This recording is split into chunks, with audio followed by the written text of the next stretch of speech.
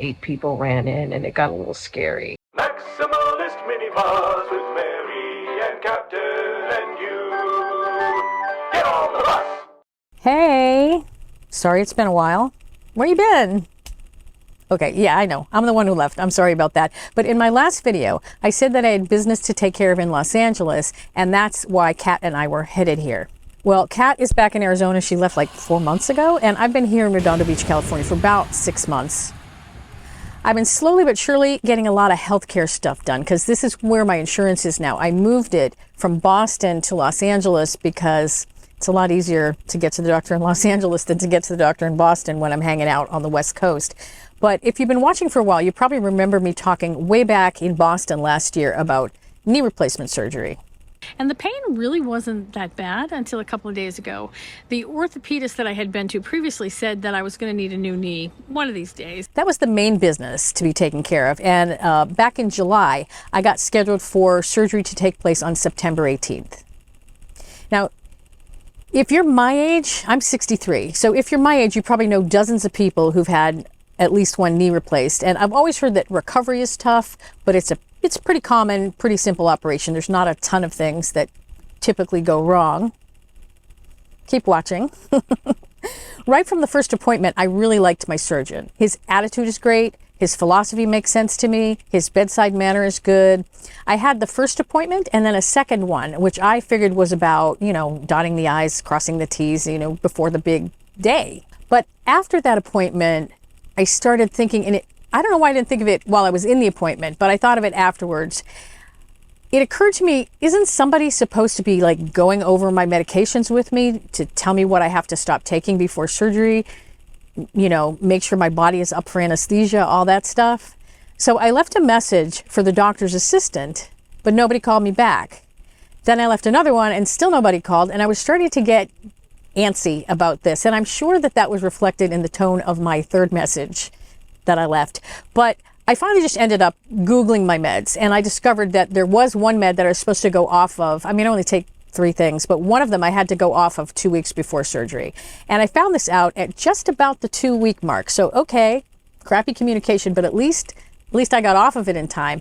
And then when I finally did get a call back from the assistant about the meds, she kind of talked to me like I was, being a little bit of a Karen for making a big deal about it. But, one of the things that I've learned in my forays into the medical system is that you really do have to be your own advocate, even if you feel like a squeaky wheel sometimes, because, they say the squeaky wheel gets the grease, and sometimes you need the grease. Anyway, I got off the phone with my knee surgeon's assistant, and I was under the impression that everything that needed to be done had been done, and that I was, good to go, ready for surgery. But on the Friday before surgery, this happened. I'm headed to an appointment at my primary care doctor right now. Today's Friday, the 13th. Friday the 13th. My surgery is scheduled for next Wednesday, the 18th of September. And I get a call this morning from a secretary to my surgeon, and she says, "Hey, you can go for your appointment with your primary care doctor." And I said, "What appointment with my primary care doctor?" And she says, "Yeah, well, Rosie was covering for me. It wasn't me on the desk, so, she probably just forgot to tell you."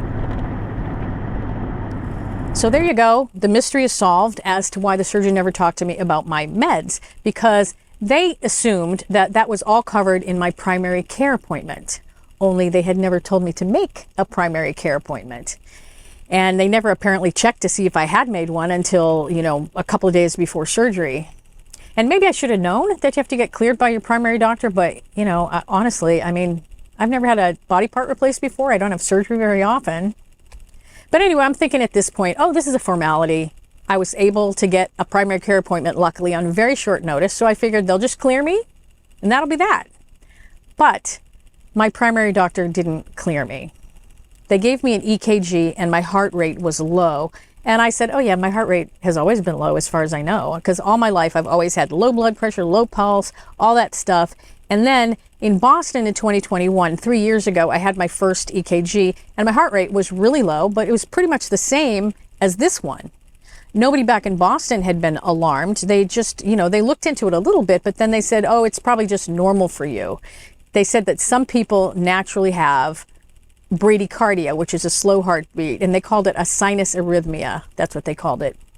Anyway, the upshot this time was that I was going to have to go to a cardiologist to get clear, or else I was not going to be able to have surgery. So they were able to rush a referral, and they squeezed me in for a cardiology appointment on Monday at 2 o'clock, with surgery scheduled for Wednesday at 10 o'clock. That's cutting it pretty close if anything else needs to happen, and it also made for a pretty tense weekend. I haven't slept too well this weekend. I've been worried about whether the surgery's going to happen, but I've also been worried about whether there's actually potentially something actually wrong with my heart. Of course, I went on Google, as you do, and read this whole thing about how, particularly in women, a sign of heart trouble is often pain in the neck and the shoulder. I probably just have arthritis in my shoulder and my neck, but of course it's got me worrying. It's got me wondering, since I've had the whole weekend to fret about it. So I go to the cardiologist tomorrow at 3, and that's when we find out whether surgery's happening, whether I need any further testing to my heart, whether I need some kind of treatment for my heart. I don't know what we find out.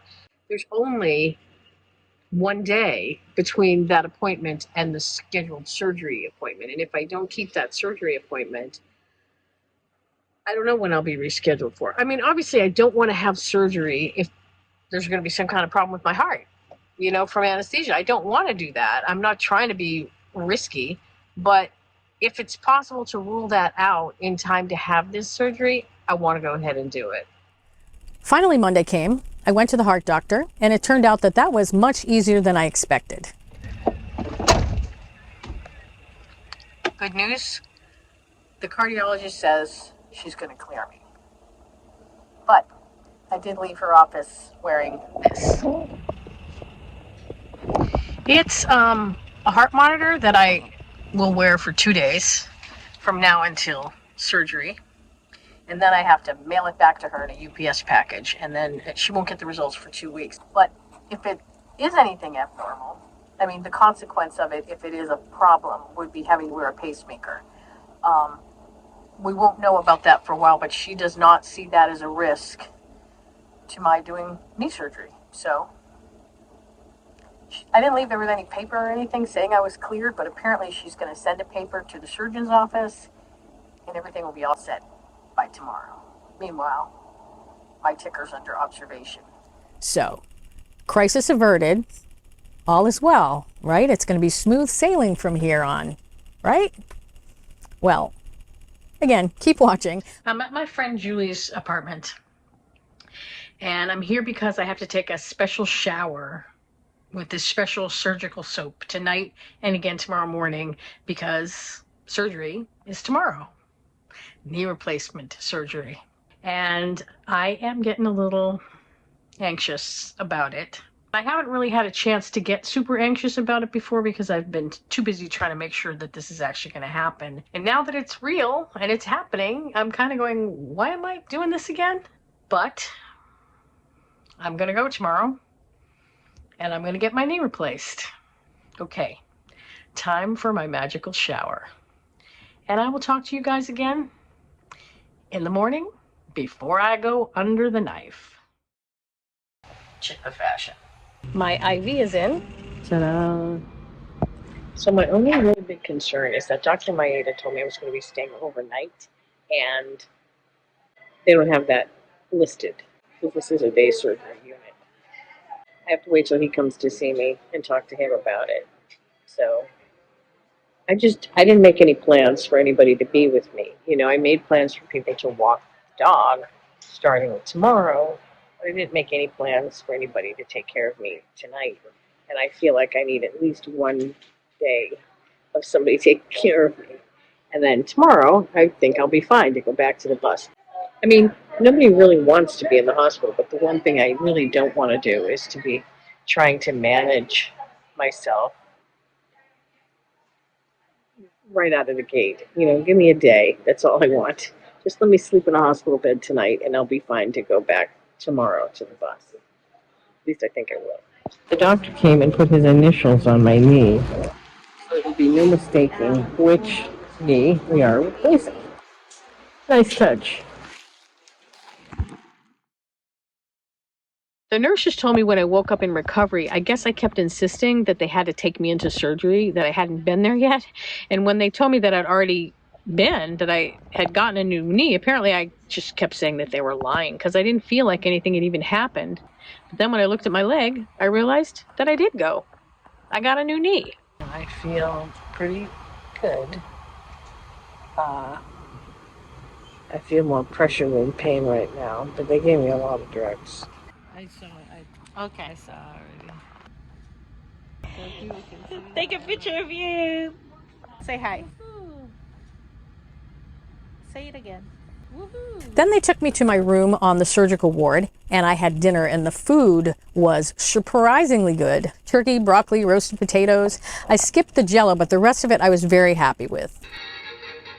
After a short nap, I basically watched TV all night. I don't have a TV, so just looking at a screen that big was kind of fun. And there were all these old movies that are supposed to be love stories playing, and these things would never pass as love stories today. Like this one with Esther Williams, you know, the swimmer. It's called Easy to Love. She's in love with her manager, who is the ultimate gaslighting manipulator. And then she meets this gallant, charming singer who's crazy about her. He's sort of pimping her too, frankly, but at least he seems like he really loves her. Anyway, the happy ending is she ends up with the manipulator manager. And I guess we're supposed to be rooting for that. True love. Yay. Sometime during the Lassie Marathon, everything changed. New stuff going on. I am being transferred to Cardiology. Basically, it showed the same, pretty much the same bradycardia and sinus arrhythmia that it showed on the previous 2 EKGs I've had this week, but 8 people ran in and it got a little scary. I am waiting right now for a bed to open up in cardiology.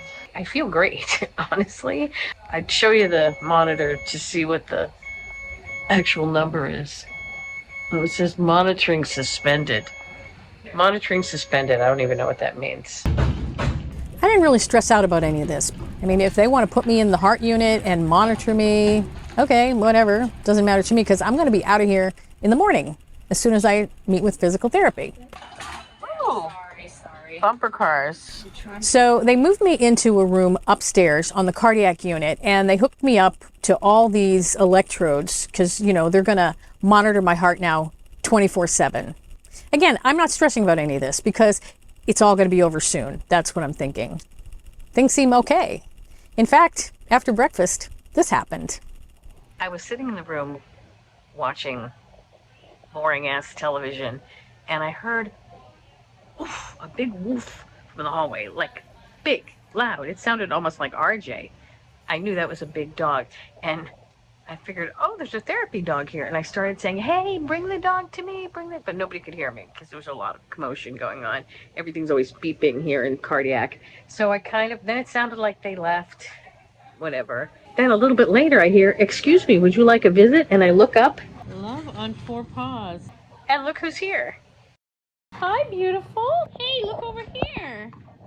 Hi. That was Oh my the gosh, bright spot of the you're so day. I sweet. think it might have been the dog's I'm so first glad day you're as a here. therapy dog because, I am you know, so you're not glad supposed to you're bark and here. run around the hallways. But it got me thinking, maybe I should get rider certified as a therapy dog. He'd be great at it. Now, through all this, I'm still not feeling too much pain. You know, I'm kind of thinking, well, this is a piece of cake. I don't know what people are talking about. But what I didn't realize at the time was that apparently this is because the spinal pain block they gave me right before surgery had not quite worn off yet. I guess that lasts a while. But even though I was doing pretty good, I guess the physical therapist didn't think I was doing well enough. At least not right away. I didn't feel like I was in pain, but she thought that it had to do with pain.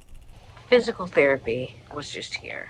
And she said that based on what she was seeing, that she was not comfortable sending me home yet. And I have to admit, I got a little emotional about that. And I think it just was everything built up. You know, it wasn't what she was saying. it was just everything that's happened, you know, questions about my heart and all this other. I just got emotional. She was very nice about it, and she said, well, I'm coming back later today. We'll see how you do then. And also, I hadn't had pain meds right before she came. So she said, I'm going to tell your nurse to give you pain meds. She said she'll come back later, and we will try again. And she's going to bring a step thing for me to practice going up steps, because that's the reason she's not comfortable sending me home, is she doesn't think I could handle the steps. So if we practice on steps and I show her that I can do it, then we will be fine.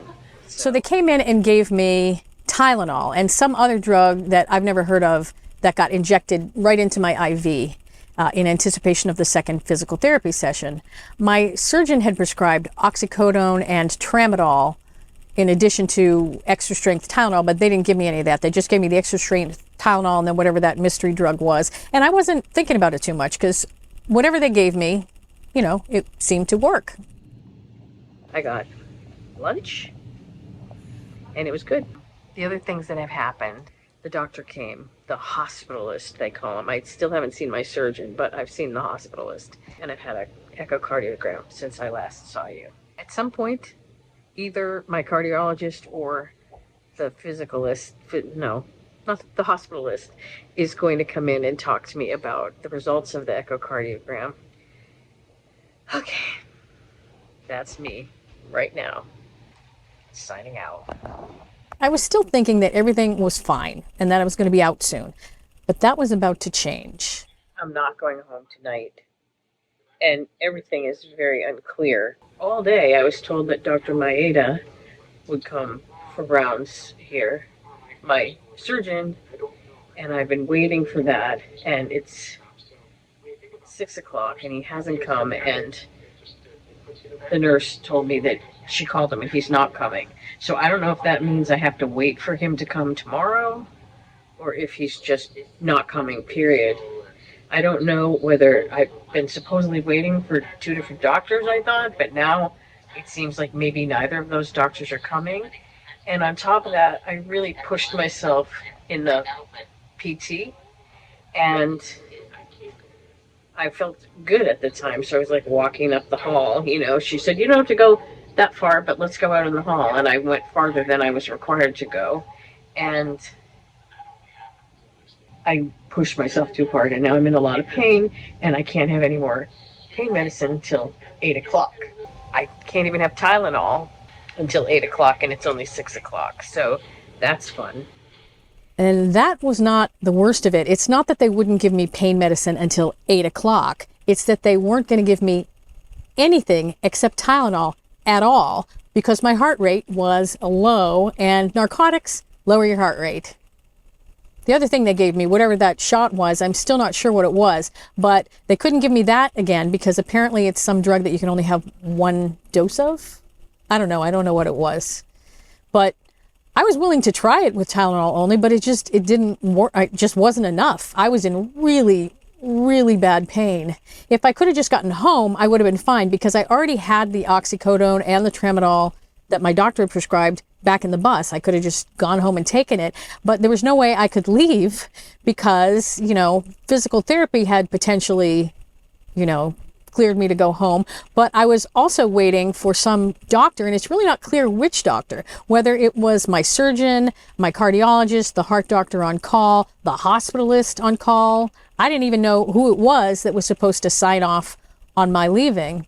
And I couldn't just leave AMA because they had not even ordered me a walker. And remember, I had that blue one back in Boston, but I didn't bring it to the hospital because they told me it wasn't the right kind and they were going to give me a different walker. So I was stuck. How are we going to get out of here? All these doors are electrically powered. Now get these doors open in here before we all suffocate. That was the beginning of a really bad night.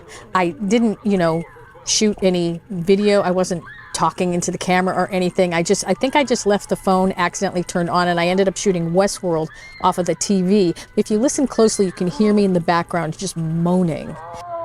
And I'm sure that this was not the most painful surgery in the world, but it's the most painful surgery I've ever had. And You know, personally, I've never been one for taking narcotics. In other surgeries that I've had, they've prescribed them, but I didn't feel the need to take them. But this time, I needed narcotics. And if I had known that I was going to be expected to recover from knee surgery with only Tylenol, I'm not sure that I would have done it, frankly. And if I'd known all this was going to happen about my heart, I would have opted for the day surgery. I would have never stayed over.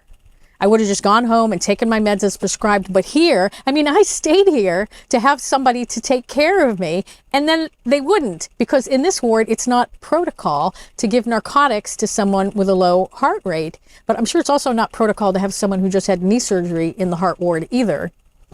Never mind, this is my normal heart rate. Never mind that the cardiologist signed off on these medications when we went over them in her office. Never mind that this is what was prescribed by my surgeon. They're not going to give it to me. So I'm just writhing there, curled in the fetal position, moaning and crying like a baby. And I feel like Robot Yul Brynner is attacking me. And then all over the room, there are these signs about how pain management is the most important thing in patient care.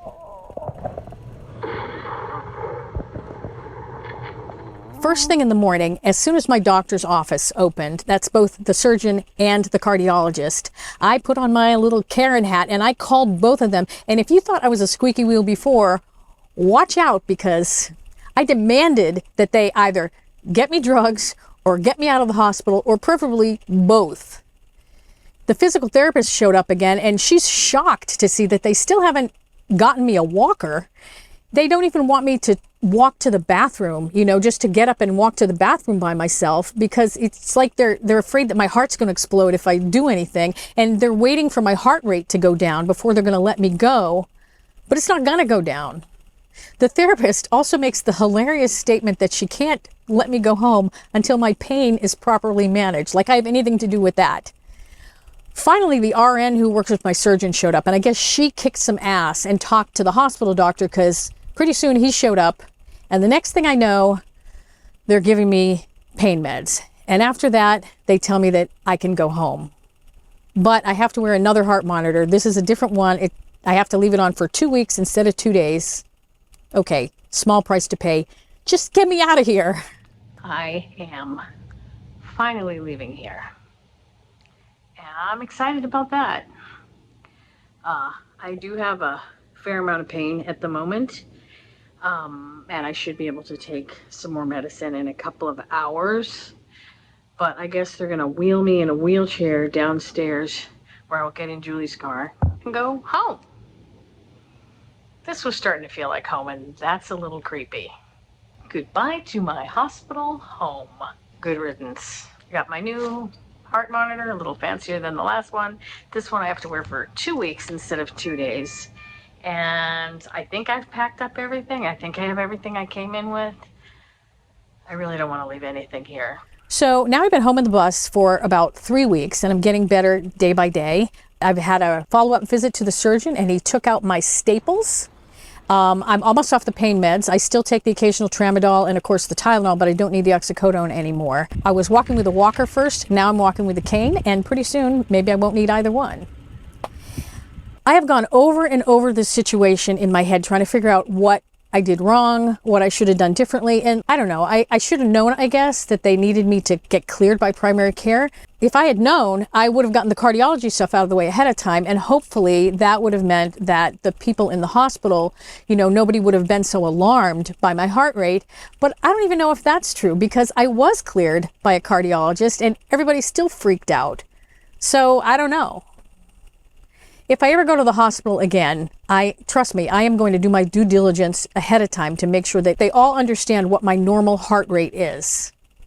That is assuming that it actually turns out to be normal, because there's a slight chance that it's not normal. And I have a bunch of tests that the cardiologist set up coming up that are going to show, you know, whether I need some kind of treatment. But until then, I'm not going to worry about it. It's been that way since at least 2021, which is when I had that last EKG. I think it's been that way for years, and I haven't fallen over yet. I have no symptoms of any heart problems, so odds are that I am fine. By the next time you see me, I'm going to be all adjusted to things. I'm going to be walking like a champ. Right? I wanted to get this out to you because you guys deserve an update. You've been sticking around for this long. You really deserve an update. I also think that a lot of you didn't see the last video. luckily, you still have a chance because there it is. And if you are not a subscriber, you still have a chance too. That button, you press it and you magically become a subscriber. It's awesome. Get on the bus.